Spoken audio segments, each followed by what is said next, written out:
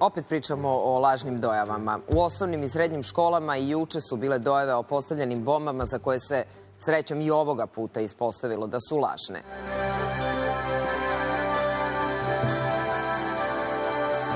Naslovna strana današnje Politike je centralna tema. Opoziciju finansiraju tajkuni i strani centri. To je njihovo istraživanje koje su oni radili.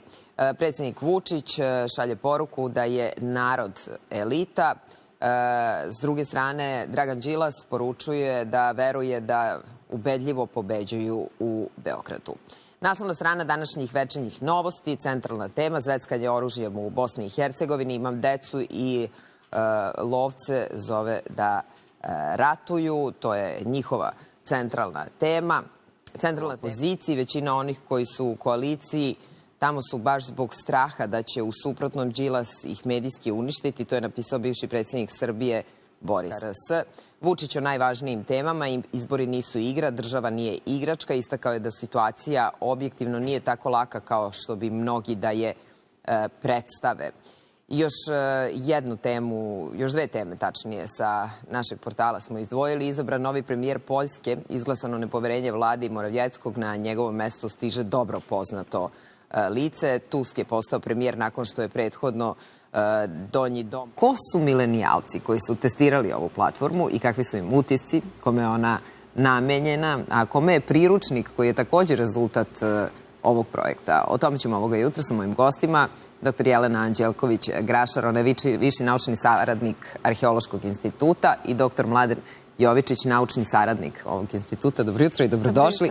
I sad sve ovo deluje kao nešto što je urađeno da bi se u stvari podišlo. Intrigantne i njih uvući dalje da istražuju, onda prosto izgubili ste tu niti i čitav put. A dajte, objasnite mi. Oni ne žele onu turu koju dobija svako. Oni, kada odu na određeno mesto, oni traže one skrivene dragulje. I ako to... Ispričajte mi nešto više od obične priče. Ili žele turu... Znacima ovnu lavu, dakle strelcu, jer se povećava ta vatra u njima. Čekaj, taj mladi mesec je... Isto nam je sutra, 13. Tako je. Mirna godina, lepa, topla. Kada saberemo sve brojeve... Prođeš kroz naše emisije, a da te ja ne prizovem, onda nemoj da budeš tako atraktivno obučena. Jo, koliko mi je dobro.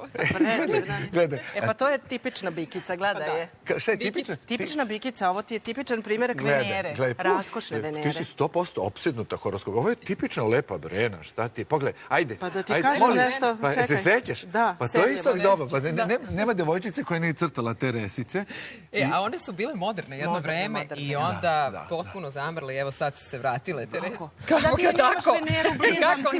Izvini, ti imaš Veneru u blizancima, to sam se setila sad.